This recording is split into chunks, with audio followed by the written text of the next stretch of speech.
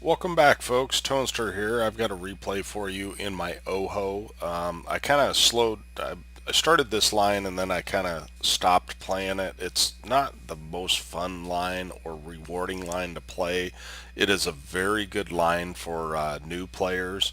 And when you're top tier, this armor is usable. And of course, we're using the big derp gun, but it's got like a 15-second reload, and so every 15 seconds you're just derping someone in the face, and this replay kind of shows how I play it.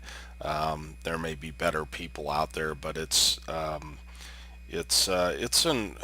okay tank. You see bottom tier a lot, and being bottom tier, it's really tricky to play this because it's so huge, and there's no gun depression over the front of the tank. I call these the boobs, but the turrets over the front stop you from getting gun depression, so you really have to over angle in order to get depression. And because it's so tall, I mean, look how tall it is compared to the other tanks. You need that gun depression just to shoot down on them. The good news about that is that you can actually hit roofs sometimes because you are so much taller than other tanks. At any rate, I think for new players it's a great line, but if you're an experienced above average player, I would definitely not choose this line. So, but I'm into it now. Let's go ahead and get started. But I'm into it now, so kind of just may as well get to the Type 4 or Type 5. They'll probably nerf it or something by the time I get there. That's just the way things seem to work with me. But regardless, it doesn't matter. It's a tank. It's a line I'm grinding. I don't grind too many lines at once. I used to, but I found it really frustrating, and so now I just mostly save up free XP, and then I'll free XP up to the top gun in most cases, and continue on. So right now I'm grinding the Swedish tanks. I believe the medium tier 5 is what I'm up to right now. It's got like 15 degrees of gun depression. I've got a replay on it. And then I've got, what else am I grinding? Grinding this, and I'm grinding the Panzer, the German medium line as well. So I see there's not a lot up top. There is no arty. So I'm the closest thing there is to arty, quite honestly, and they've got quite a bit on this corner. And so I want to help this HTC and this Oni because he's got an even longer reload than I do if he's using the derp. And my first shot goes directly into my teammate. So yes, you're not watching a Unicum, folks.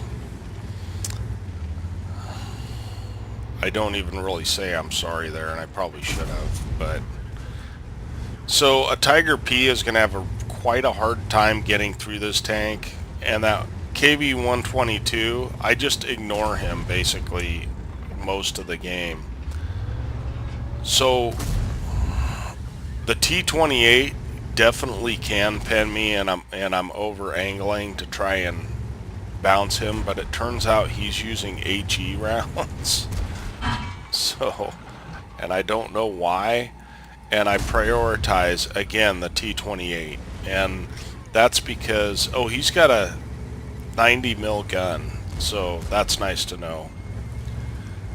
But I prioritize him because if he has the top gun, he can easily pen me. And one of the things that you'll, as you get better, is that you'll prioritize the targets that are the most dangerous. So that KV-122 I could care less about because that guy is never going to pen me. So we want to take guns out of the game, right? So we do that.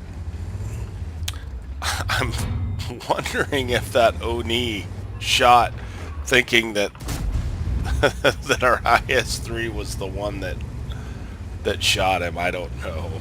Anyway, World of Tanks, you so silly. So the Tiger P's out, and I would really love a shot on this on the Stura mill. He's got no armor. I don't know if you how much you guys know about armor profiles, but he's got 0 armor. I would have one-shot him in a heartbeat. So this is a little dangerous sitting out here, but at this point it's 8-4. We've done about 2,000 damage. We've got about 1,000 assist. So this is exactly why you do not go beach. The entire team is dead before they actually make it up from beach.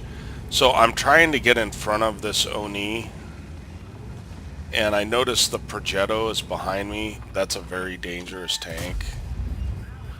And now I'm trying to get into a position where the Oni can fire, because quite frankly, I need his help. Our reloads are not very good, and I'd like to finish these guys off. And I do eat a shot from the Progetto, but I'm not too worried about that. He probably is on a reload. That's why he didn't stop and farm me. And the Progetto goes down, as does the AT8. So we do it. We snapshot this OHO. But again, these guys, they let their guns stay out of the game for a long period of time. And so we're pretty full health here, and we're going to aim at the cupola and pick up some more damage. So don't go beach, guys. It's a bad idea. If the enemy goes beach, they've got to come up a hill, at which point the TDs are farming them, and